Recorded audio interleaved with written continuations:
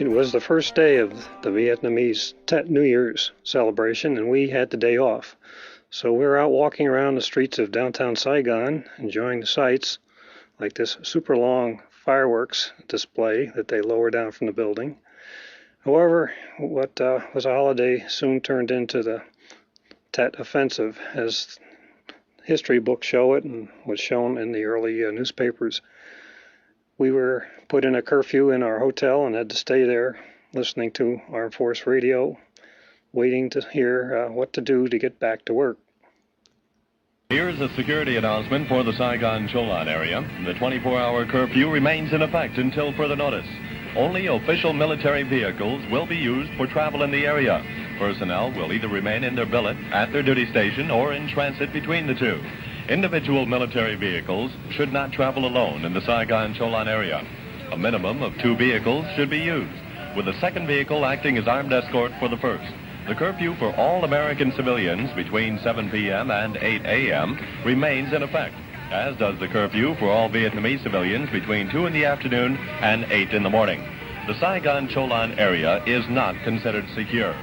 Sniper fire and other incidents are expected to continue. Exercise extreme caution. Personnel using military buses are warned not to congregate at bus stops. The Army group we were working under followed these instructions exactly by providing the armed escort to get us from our downtown hotel out to the Phú Lâm communication base, which was in the Cholon area, which was cited as being a unsecure area. They did a real good job of transporting us around, took good care of us. At the base, we had the privilege of working on the Autodin system, running acceptance tests.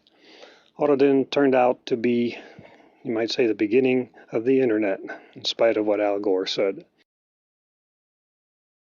The Autodin building was a new addition to a base that has been there for a long time, which is already a pretty good size.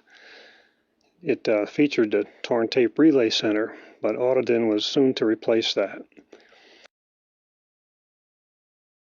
The building itself that we were in was just a sheet metal building that you might say wasn't all that safe to be in, so they built some bunkers right outside it. And we did have the privilege of spending one night in there when the base was mortared, and our worst problem was getting eaten alive by mosquitoes, but we were safe. The Army was always taking good care of us. They were even building more bunkers while we were running the tests. This is a direct hit by a mortar on one of the small buildings on the base. We spent a lot of time up in this observation tower when we were taking breaks from the testing. Gave us a good view of the area. You could see the area was not very inhabited, and it made a good perimeter for defending the place. Probably one of the reasons it was located out there. At the time we were there, the Tet Offensive was in a phase where they were counterattacking, and that featured at this point. They were dive bombing the Viet Cong, which were over in the racetrack area. You can't quite see the bomb here, but they were doing that on a regular basis. The time finally came that our testing ended. We wrapped it up. It was running a little late, but we did get it done. And it was time to make that last trip back to the hotel and then eventually back out to the airport. We had to say goodbye to Phú Lâm, which will always live on in our memory as a little experience that life brings to you when you don't plan on it. Some initial reports of civilian refugees are beginning to pour into the Vietnamese capital from provinces. An initial total shows over 254,000 refugees as a result of the Viet Cong Tet Offensive. The waiting room at the airport provided one last reminder of the Tet Offensive, a direct hit by a rocket on the ceiling.